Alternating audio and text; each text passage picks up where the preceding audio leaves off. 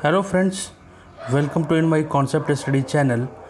Today my topic is causal LTI system. A causal system are those system in which output is independent of the future value of the input. It may depend upon the past and present value of input. causal system LTI system है, तो हमने पहले ही वाले lecture में मैंने बताया है कि अगर LTI सिस्टम है तो उसका इम्पल्स फंक्शन होगा और उसी का ट्रांसफ़र फंक्शन होगा। नॉन LTI सिस्टम का कोई इम्पल्स फंक्शन और कोई ट्रांसफ़र फंक्शन नहीं होता है। यहाँ पर देखिए एक LTI सिस्टम है HT, उस पर हम इनपुट अप्लाई कर रहे हैं XT और उसका करस्पॉन्डिंग आउटपुट है YT। तो कॉजल सिस्टम की डेफिनेशन ये हुई, output present output depends upon the present output depends upon the past value and present value of the input is known as causal system. Causal system independent of the future value of the input. Here input is xt and output is yt. देखिए yt और xt और ht के बीच में क्या relation होता है convolution integral से। yt is equal to h tau into x t minus tau d tau. जैसा कि पहले वाले लेक्चर में मैंने इम्पल्स रिस्पॉन्स के लेक्चर में मैंने बताया था, कन्वोल्यूशन में बताया था कि इनपुट आउटपुट और इम्पल्स रिस्पॉन्स के बीच कन्वोल्यूशन इंटीग्रल का रिलेशन होता है, दैट इज़ द रिलेशन। अब यहाँ पर देखना है tau is less than zero, for tau is less than zero अगर है तो यहाँ पर देखिए एज्यूम कर ले टाउ इज़ इक्वल टू -1। -1 अगर हम एज्यूम करते हैं तो yt x h of -1 and x of t plus 1, t of minus into minus into -1 is equal to x of t plus 1। तो yt depend upon yt t is equal to 0, that is present value, and x t is equal to 0 means x1 present value of output depend upon the x1। 0 present value है तो 1 क्या होगी, future value, उसके आगे की value. आगे की value future value कहलाती है, पीछे की वैल्यू पास्ट वैल्यू कहलाती है। तो देखिए y0 पर, y0 किस पर डिपेंड कर रहा है, x1 पर, मतलब 0 है तो उसके एक आगे की वैल्यू पर डिपेंड कर रहा है, इनपुट के आगे की फ्यूचर की वैल्यू पर डिपेंड कर रहा है। तो कॉजल सिस्टम हमारा अगर फ्यूचर वैल्यू पर डिपेंड नहीं करना चाहिए, फ्यूचर वैल्यू पे डिपेंड नहीं करना चाहिए। यहाँ पर हमने एज्यूम किया है कि yt हमारा क्या है, कॉजल सिस्टम है, पर y0 is equal to 0 for x future value. उस केस में कॉजल सिस्टम है तो y0 की वैल्यू क्या होना चाहिए, आउटपुट yt 0 होना चाहिए, फ्यूचर वैल्यू क्या होना चाहिए, ये देखिए y0 x1 पे डिपेंड, तो x1 की वैल्यू क्या होनी चाहिए, 0, मतलब ये कॉजल है तो फ्यूचर वैल्यू पे डिपेंड नहीं करना चाहिए। उस केस में y0 की वैल्यू 0 हमने यहाँ पर लिया है। देखिए एक चीज़ यहीं पर समझने वाली है कि ये yt is depend upon xt plus 1 जो कि हमारी फ्यूचर वैल्यू है, पर यहाँ पर देखिए yt हमारा कॉजल सिस्टम हमने लिया है तो कोई फ्यूचर वैल्यू पे डिपेंड नहीं करेगा, इसलिए y0 इज इक्वल टू 0 हम यहाँ पर लेंगे। क्लियर। अब y0 इज इक्वल टू 0 यहाँ पर पहले इक्वेशन में आ जाइए, ये स्टैंडर्ड इक्वेशन में आ जाइए। yt is equal to 0, yt is equal to 0 क्योंकि कॉजल है, फ्यूचर वैल्यू पे डिपेंड कर रहा है नहीं, फ्यूचर वैल्यू सारी की सारी वैल्यू क्या होगी, 0 होगी। तो yt is equal to 0, right. xt plus 1 this is future value, ये फ्यूचर वैल्यू है, तो फ्यूचर वैल्यू की xt प्लस 1 फ्यूचर वैल्यू, कुछ ना कुछ वैल्यू होगी, इज़ नॉट इक्वल टू 0, कुछ ना कुछ वैल्यू होगी। अब देखिए yt is equal to 0, xt minus tau is equal to 0 into h tau.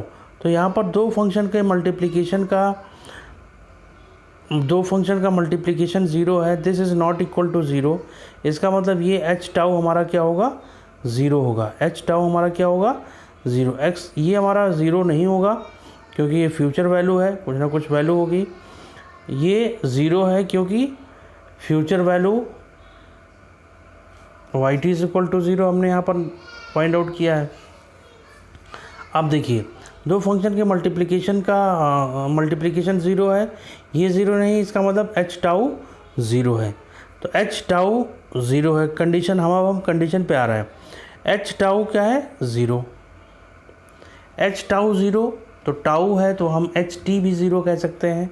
H tau is equal to zero और tau is less than zero. H tau कब zero है, जब हमारा टाउ लेस देन ज़ीरो। अब हम condition पे आ रहे हैं, वेरिएबल को हम चेंज कर रहे हैं। H t is equal to zero when t is less than zero. Condition for causal L T I system.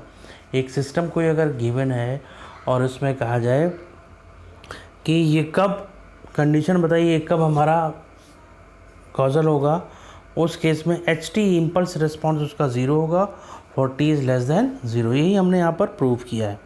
ये बहुत ही इंपॉर्टेंट रिजल्ट है, इसी का यूज़ करके हम क्वेश्चन को सॉल्व करेंगे। अब देखिए क्वेश्चन देख लीजिए, h t is equal to u of t, unit step signal है, इसको हमें फाइंड आउट करना है कि कॉजल है कि नॉन कॉजल। देखिए यू टी की डिफिनेशन क्या होती है, U T is equal to one for T is greater than equal to zero, zero for T is less than zero. तो T is less than zero के लिए you T की value क्या है, ज़ीरो। यू टी क्या है, h T. तो देखिए यही तो मैंने बताया थी कंडीशन कि h t is equal to zero for T is less than zero, therefore system is causal, right. अब देखिए यहाँ पर एक इम्पल्स दी हुई है, ये इम्पल्स क्या है, h t is equal to three delta t plus two, delta t plus two. अब देखिए डेल्टा टी प्लस टू कहाँ पर हमको मिल रहा है, t is equal to minus two पर एम्पलीट्यूड इसका कितना मिल रहा है, थ्री। तो t is equal to minus two means less than zero, t is less than zero पर एम्पलीट्यूड कितना है, थ्री। ये कंडीशन फुलफिल नहीं कर रहा है, h t is not equal to zero for T is less than zero, therefore system is non causal. अब देखिए सेकंड मेथड, एक मेथड और भी है, ये तो हम क्वेश्चन को देख के पता लगा लेंगे कॉजल है कि नहीं कॉजल है। दूसरा मेथड, एच टी गिवन है, h t is equal to three delta t plus two, इसका लाप्लास ट्रांसफॉर्म फाइंड आउट कर लीजिए। H s is equal to three e to the power two s. H s क्या होता है, output Laplace transform of output upon Laplace transform of input y s upon x s equal to three e to the power minus two s, y S is equal to three e to the power two s into x s, cross multiply कर देंगे।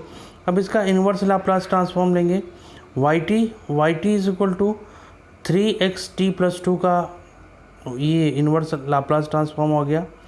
अब देखिए यहाँ पर y t is equal to three x t plus two, t is equal to zero put करेंगे तो क्या हो जाएगा, y zero is equal to three x two. Present value zero और ये वैल्यू इसकी कितनी हो गई, फ्यूचर वैल्यू। यहाँ पर ज़ीरो था, ज़ीरो हमने लिया पर ये एक्स टू पे डिपेंड हो रहा है, तो इसका मतलब ये फ्यूचर वैल्यू पे डिपेंड कर रहा है, that is non causal system. यहाँ पर भी नॉन कॉजल आया था और यहाँ पर भी नॉन कॉजल आ गया। नेक्स्ट क्वेश्चन देखिए, एच टी ये एक्सपोनेंशियल फंक्शन गिवन है, ग्रेटर देन ज़ीरो के लिए E to the power minus T है और लेस देन ज़ीरो के लिए E to the power minus T है। तो यहाँ पर देखिए less than T is less than zero के लिए कुछ ना कुछ हमें एच टी की वैल्यू मिल रही है, तो therefore it is non causal, right. दूसरा है h t is equal to e to the power minus t plus one into u t है तो यू टी से मल्टीप्लाई कर रहे हैं, इसका मतलब less than zero, t is less than zero की सारी वैल्यू ज़ीरो है, इसका मतलब ये क्या होगा, कॉजल होगा। यू टी है, U T greater than zero के लिए एक्सेस करता है, बाकी तो ये सारी की लेस देन ज़ीरो के लिए सारी की सारी वैल्यू ज़ीरो हो जाएगी।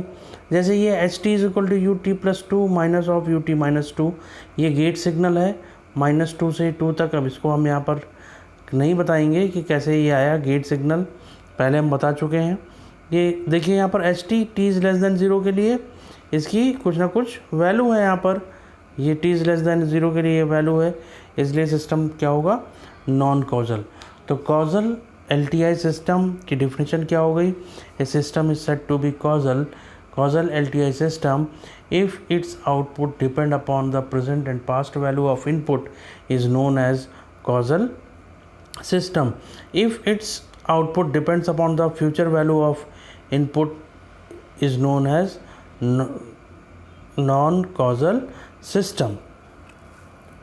तो इस तरह से उसकी डेफिनेशन आ सकती है या उस पर क्वेश्चन आ सकता है। क्वेश्चन को हम दो तरह से लगा सकते हैं, एक तो एच